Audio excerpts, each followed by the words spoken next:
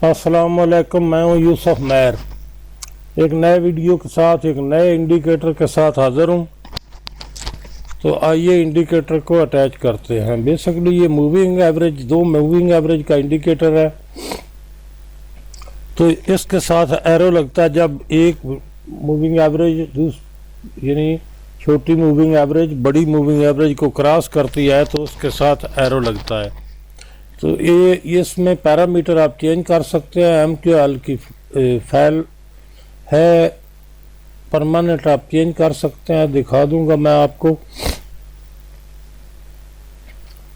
Major trend के indicators के साथ इन मूविंग एवरेज की ज़रूरत पड़ती है। इस ऐसे इंडिकेटर्स की ज़रूरत पड़ती है जो आपको वाज़ेह तौर पर मार्केट का ट्रेंड बताएं। तो इसकी हिस्ट्री कुछ इस तरह से है, ये मैं आपको दिखा रहा हूँ। मूविंग एवरेज दो के साथ एरो का इस्तेमाल किया गया है। इसकी प्रॉपर्टीज़ में चलते हैं। पहली चीज़, प्रॉपर्टी में टाइम फ्रेम की बात कर लेते हैं। ये ज़ीरो का मतलब होता है, ये आपके सामने है टाइम फ्रेम। ज़ीरो का मतलब होता है कि जो भी चार्ट होगा, जिस पर भी ये जो चार्ट खुला हुआ होगा उसकी मूविंग एवरेज लगेगी। मिसाल के तौर पर आपने 5 मिनट का चार्ट लगाया हुआ है तो 5 मिनट पर मूविंग एवरेज होगी। अगर 1 घंटे का चार्ट है तो उस पर मूविंग एवरेज होगी। अगर हम इस इस टाइम फ्रेम को चेंज करते हैं तो कोई शक्ल इस तरह की हो जाएगी। यहाँ डबल क्लिक करें, 0 की जगह 5 करें, ओके कर दें। अब इसका मतलब ये हो गया कि मूविंग एवरेज जो है वो इंडिकेटर जो है 5 मिनट का 1 मिनट के चार्ट में इस्तेमाल होगा। इसी तरह अगर इसको हम रीसेट करना चाहे, वापस जो चेंजिंग की है तो यहाँ रीसेट पर करेंगे। उसके बाद यहाँ पर देखें, ये लिखा हुआ है फास्ट लेंथ।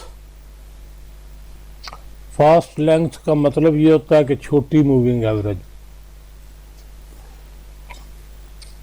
ये छोटी मूविंग एवरेज जो है फास्ट लेंथ, इसको ये 20 की लगी हुई है। अगर हम इसको 5 की कर दें और नीचे थोड़ा नीचे जाएंगे तो यहाँ लिखा हुआ है स्लो लेंथ।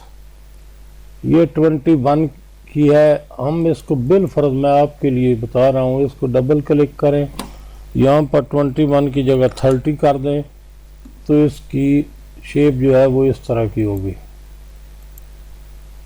इस तरह की होगी। अब बात समझ गए। तो क्या करना है भला, इसको रीसेट करेंगे तो ये फिर वही हो जाएगी। ओके कर देते हैं। तो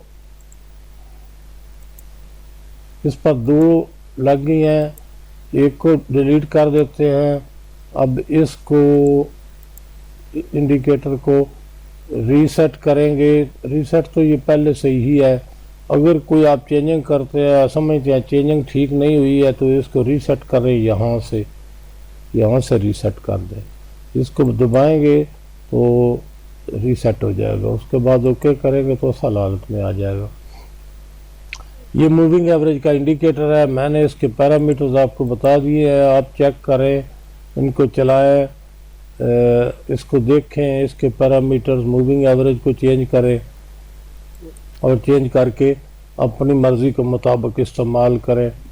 फिर इसके बारे में कमेंट्स में लिखें कि आपको ये इंडिकेटर कैसा लगा। मिलते हैं अगली वीडियो।